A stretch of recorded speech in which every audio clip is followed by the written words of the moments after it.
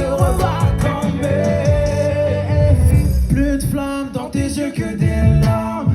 Plus je ride seul, plus j'oublie ton visage. Plus de flammes dans mes yeux quand je pars. Moi c'est AK2, j'ai 19 ans. En soi ma musique c'est plus R&B.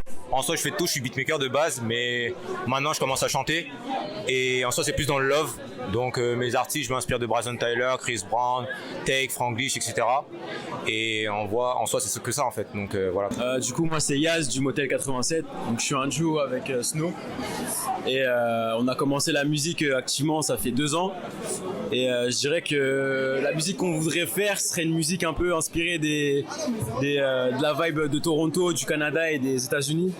Et on a un objectif, ce serait notre rêve, ce serait de pouvoir justement apporter cette vibe rockstar qu'il y a beaucoup aux États-Unis, comme Post Malone, The Weeknd, Swiley, et au Canada, mais justement en France. On aimerait l'importer en France parce qu'on trouve que c'est pas assez développé et on pense qu'il y a vraiment un vrai délire à faire dessus.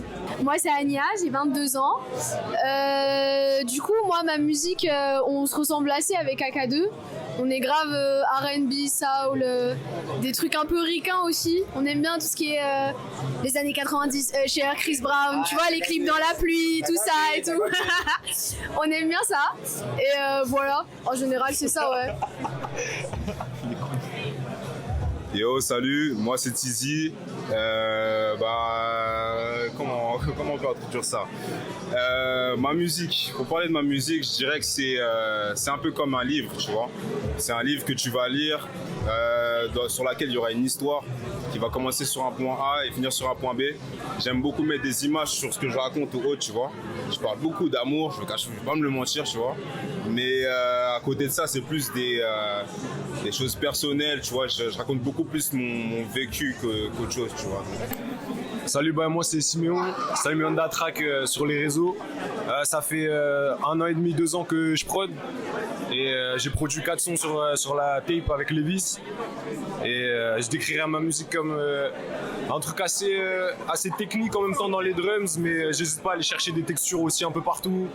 Et ça reste assez éclectique. Je sais pas si ce mot il correspond, mais assez varié quoi, voilà.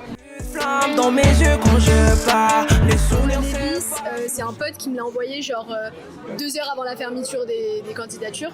J'ai dit ouais j'y crois pas trop, y a Riles, c'est Levis, gros s'il te plaît, je suis sur Insta en fait. Et finalement j'ai envoyé et j'avais totalement oublié et ils m'ont recontacté genre 15 jours après. Et on a fait une autre sélection et ça s'est fait. Voilà. Moi à la base le Levis je croyais c'était une journée avec Riles, donc je me suis dit vas-y ça coûte rien. Et puis après j'ai eu un call avec Levis, avec Warner et tout, et j'ai compris un peu l'ampleur du projet et ça m'a tout de suite motivé. Et je me suis dit que c'était super cool de donner la chance à des jeunes artistes qui n'ont pas forcément les moyens d'aller en studio, qui n'ont pas forcément les moyens d'avoir même du matériel parfois, et de nous laisser nous exprimer. Et c'est pour ça que j'ai tout de suite accepté et que ça m'a paru vraiment un projet impossible à refuser, quoi. J'ai un ami à moi qui avait déjà participé à la session Levis Music Project en 2019 et il m'en avait parlé, je me suis dit que ça pouvait être intéressant, j'ai essayé de me lancer et on a été sélectionné, voilà. Flamme dans mes yeux quand je pars, les souvenirs c'est. Je pense qu'il y avait une vraie synergie. Et il y avait quelque chose qui faisait qu'on était tous dans le même délire, je sais pas ce que c'est, mais on était tous dans le même délire musicalement parlant, donc ça veut dire que au moment où on a commencé à faire des sons, ça a tout de suite collé, ça a tout de suite matché, et je pense que c'est ça qui a fait qu'aujourd'hui on a fait une tape, aujourd'hui on a fait autant de choses ensemble, et ça fait plaisir parce que franchement là c'était une année incroyable pour nous tous, je pense, en tant qu'artistes, qu'on a pu grandir, et pas seulement grandir tout seul, on a grandi ensemble, donc c'est ça qui est lourd. Ouais, c'est ça. On s'est tous un peu adaptés au style musical des autres et ça a créé une sorte de fusion qu'on retrouve dans la tape avec une diversité de sons mais en même temps une énergie qui lie tous ces sons, qui lie toutes ces tracks. Et je pense que si on devait garder une seule chose de toutes ces tracks, ça serait vraiment cette énergie et on sent qu'on a passé du bon temps en fait dans ce projet et qu'on a passé du bon temps au contact des autres, au contact d'autres artistes et que ça nous a tous fait grandir et évoluer, que ce soit artistiquement, musicalement mais même humainement, quoi. vraiment c'est, enfin genre tout le monde s'entraide en fait, c'est ça qui est vraiment cool. C'est pas ouais moi je fais mon son, je vais mettre des bâtons dans les roues pour que ton son il soit merdique à côté du mien ou quoi.